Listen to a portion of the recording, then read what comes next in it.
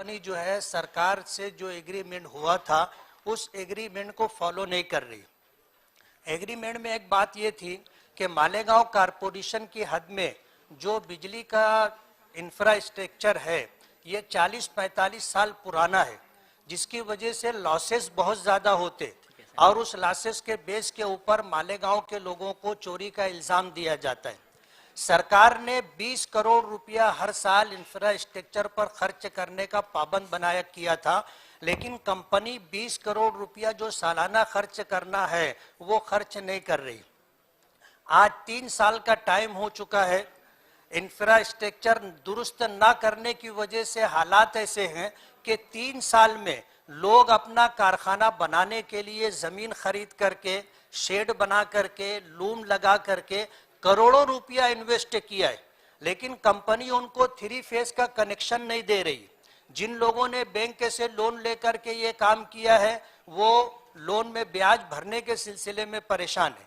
Company infrastructure दुरुस्त नहीं कर रही है, मीटर बार बार बदलने का काम कर रही है और लोगों को हरेसमेंट कर रही है। कंपनी में काम करने के लिए जितने जनसंख्या जितनी होनी चाहिए उन्होंने रखा नहीं है। मीटर से जो है कितना यूनिट यूज हुआ है वो न लेते हुए एवरेज बिल बना करके वो दे रहे। मेरी जानकारी ऐसी है कि 2 महीने से ज्यादा एवरेज बिल नहीं दिया जा सकता, लेकिन ये 6-6, 8-8 महीने का मुसलसल जो है एवरेज बिल दिया जा रहा है और बिल दुरुस्ती के नाम के ऊपर लोगों को 10-10, 20-20 चक्कर लगवाते हैं और बिल दुरुस्त करके देते नहीं हैं। सरकार ने मालेगांव के बुनकरों को और टेक्सटाइल के अंदर विकास हो इस सिलसिले में एमपीएसएल कंपनी को यह ठेका दिया था, लेकिन मालेगांव की कमर्शियल लाइन से कमर टूटती जा रही है और घर गुती बिल यूज करने वाले आज ये एवरेज बिल के नाम के ऊपर घर गुती बिल में 50,000, 60,000, 1 लाख रुपए तक बिल दे रहे हैं और कारखानों में जो है 5-7 लाख रुपए का बिल बना करके दे रहे हैं और उनका तकाजा ये होता है, प्रेशर ये होता है कि तुम बिल भरो, जब तक बिल भरोगे नहीं काम नहीं होगा। बिल भरवा लेते हैं और काम होता नहीं है। और कभी अगर ये होता है कि भाई आप जो है बिल दुरुस्त करके दे दो, तो महीनों चक्कर लगाने के बाद भी बिल दुरुस्त नहीं होता।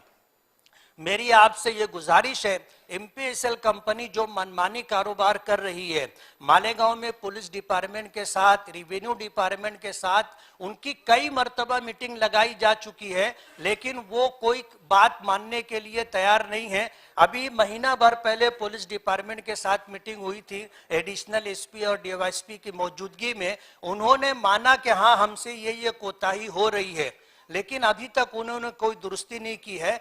आपसे मेरी ये गुजारिश है कि मालेगांव टेक्सटाइल सिटी है, 67% लोग जो है झोपड़पट्टियों में रहते हैं, कमाते हैं तो खाते हैं।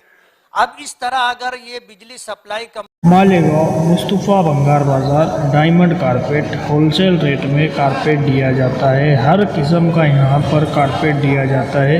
हमारा पता याद रखें, मालेगांव मुस्तफा भंगार बाजार डायमंड कारपेट होलसेल रेट में दिया जाता है।